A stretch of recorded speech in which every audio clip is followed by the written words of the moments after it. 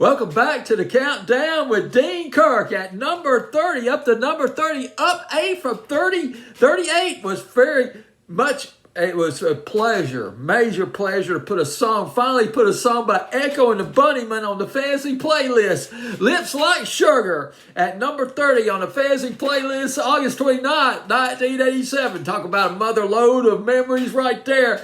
Lips Like Sugar, although it wasn't played that much on pop radio. As a matter of fact, Echo and the Bunnymen they never got accepted by pop radio here in the States, by the CHR radio stations, contemporary hit radio. I'll get into all that in just a few minutes, but I want to talk about the history of the band first, a little bit of the history of the band, just a broad brush. Echo and the Bunnymen started out in the late 70s. 1977, the genesis, the germ of it, the seed of it, started in a band called the Crucial Three, and this band was Ian McCulloch, Pete Wiley, and Julian Cope. Got to mention something about Julian Cope in just a minute. Just remembered a couple of songs that he did. Cope, he left the group in 1977. He formed Teardrop Explode. Then, of course, he went solo. And Wiley, he formed a group called WA. Ian McCulloch, he teamed up with Will Sargent, a guitarist. They met, they teamed up, they started making demos together. Now, legend has it, I'm not sure if this is legend or not. They started making demos with a drum machine they called Echo. That's the legend, and that's the story. But the group members have denied that they didn't get the name Echo and the Bunnymen from the drum machine. But boy, it sounds like a good story, though, making demos with a drum machine called Echo. I really do like that story. Well, they added a bass player named Les Patterson. They made their live Patterson. And then they made their live debut. It was in 1978. Yeah, the end of 1978. It was at a nightclub in Liverpool. They're from the Liverpool area. It was called Eric's, and they started building up momentum, doing concerts, playing shows, and they released a couple of records too. Pictures on My Wall and Read It in Books. I got it down here. It was from a local record label. They got a bigger contract. They got a contract with a more major record label, and they got rid of the drum machine. They added a drummer his name was Pete the Freitas, I believe is how you pronounce his last name. Their debut album came out in the summer of 1980. It was called Crocodile. Went to number 17 on the UK album chart, so they gained acceptance. That new wave sound getting really popular, particularly in Britain in the early 80s. It's starting to gin up a little bit here in the States, but not on the scale that it was in England. Having up here was their first UK top 10 album. That was in 1981. Porcupine in 1983 yielded a top 10 single, their first top 10 single in England, called The Cutter, and then came to Killing Moon in 1984, probably their signature British hit. Echo and the Bunnymen released a CD album called Ocean Rain. It was critically acclaimed, number 4 on the album charts in England. Made the top, I believe it's the first album, actually the first Echo and the Bunnymen album, Ocean Rain, that charted in the U.S. Top 100. Now, for a while, in 1986, Pete the Freitas, he left the band, the drummer. He was replaced by a guy from Haircut 100. Remember Haircut 100? I think it was Love Plus One or something like that. Well, and then he left, and then the Freitas, he rejoined the band. And I don't know where to proceed from here. Well, I want to talk about Julian Cope. Well, let me go to 1987. They released their self-titled album, and then probably one of their best-known American record, Lips Like Sugar, Sugar Kisses, summer of 1987, a tantalizing casserole of psychedelic, new wave, techno-pop, great dance beat to it. But once again, it didn't do that well here in the States. It didn't chart here in the States as far as I know. But they did headline in America. They toured with New Order back in 1987. In New Order, they would have their first American hit in the fall of 87 with True Faith. And they did this in September and August and September 1987. They toured the UK as well. With New Order, but there was a major setback. Echo and Bunnymen, they released their version of The Doors, People Are Strange, and the critics just lampooned the record, and they toured Japan.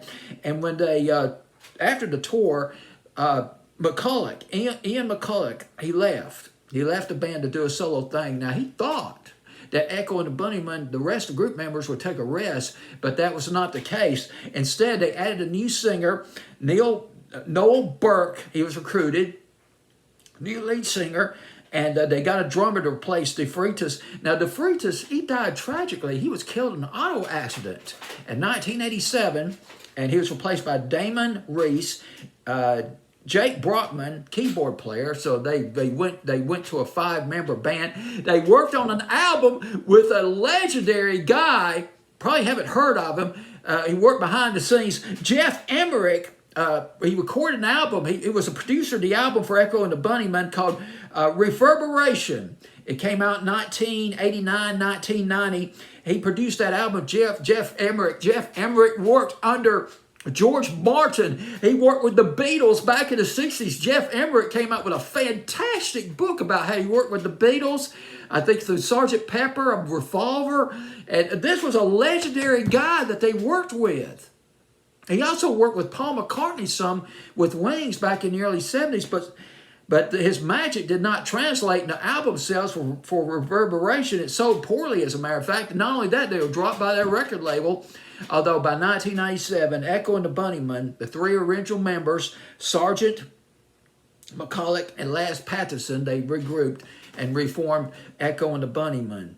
The thing about Echo and the Bunnymen, you see, the thing about it is, I'm sure that I'm trying to come up with words for this. More than likely, you probably grew up in the 80s and probably feeling nostalgic for the 80s, feel good about the 80s. But to be honest with you, I have mixed feelings about the 80s. There's a lot of dynamics here that engender ambivalent feelings about the 80s as far as I'm concerned. One of the dynamics that I hated about the 80s was how these new wave bands, these new wave bands in the early 80s, very slow, reluctant acceptance by CHR, contemporary hit radio stations. And I'm not even talking about Echo and the Bunnymen. There was REM. They had Radio Free Europe in the summer of 83. It was not a top 40. REM would have to wait 3 years, 1986, before they had their first top 10. And there was U2. Even U2 was not heartily accepted by American radio. And I'm talking about pop radio, contemporary hit radio. New Year's Day in 1983. Now you're thinking to yourself, well, New Year's Day, I bet that was a top 10. No, it wasn't. Peaked at number 53 in the States. Particularly here in Alabama, nobody was playing U2. Not even stations in Birmingham. And Echo and the Bunnymen, they were one of these new wave bands that never had a real big American hit. As a matter of fact, more than likely, I can see this happening. Oh, I can see this happening big time. Say, an American program director, American music director, a radio station in the heartland of the U.S., or particularly here in the South, they get in a song by Echo and the Bunnymen, they take one look at the title, boom, in the trash. They snicker and laugh at, say, man, look at this, Echo and the Bunnymen, and then throw it in the trash. Basically, even though they had some top 10 hits in England, Echo and the Bunnymen here in the States were basically confined to college radio. There might have been some alternative stations that played them, particularly in the major markets like Los Angeles or maybe in the West Coast, which is more accepting of these new wave bands. Depeche Mode is another example. They didn't have their first top 10, Depeche Mode, until 1985. And, boy, I tell you, that Lips Like Sugar, that's one fine record right there. Enough said. It's at number 30 on my fantasy playlist of August 29th, 1987. Now I got to get off my soapbox and just come out of this video. Lips Like Sugar by Echo and the Bunnymen on this fantasy playlist of August 29th, 1987. This is Dean Kirk back. This is going to be a little bit self-indulgent. I forgot to mention Julian Cope. I mentioned in the last video about Echo and the Bunnymen that I'd give a shout out to Julian Cope. And I'm not going to go into any trivia. This is just memories, just sharing memories right here.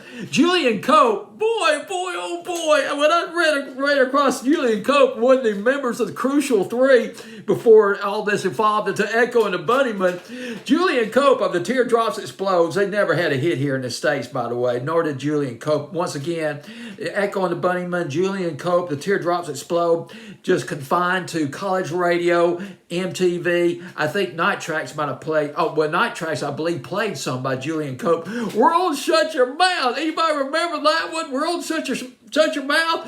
And that was in 86, I think. But then, I remember, this is just an excursion, just a mere excursion down memory lane. Keep on trucking, baby, down memory lane. It's paved with gold. Yes, indeed it is. Julian Cope, I'll never forget this. It was 1988, or was it 89? I saw it on the MTV. It was mind-blowing. Julian Cope did a version of 5 O'Clock World by the Foes, one of my favorite records out in the 60s, the late 65, early 66, 5 O'Clock World by the Foes. And then he sang into another song from 1965. He did Pat Clark's I Know a Place. Now imagine a new wave, almost maybe a kind of a hardcore new wave artist picking out these scintillating pop records, sheer pop records out of the mid-60s and doing a nice bang-up job on it. A nice job of remaking those songs. I Know a Place, but I'll never forget that when he did I Know a Place. I sat there in that chair watching it on the MTV, and I thought, man, this is mind-blowing. This guy's doing Pat Clark. Yes. All right, that's it. That's enough said for Julian Cope and Echo and the Bunnymen. Dean Kirk signing off for tonight. Take care.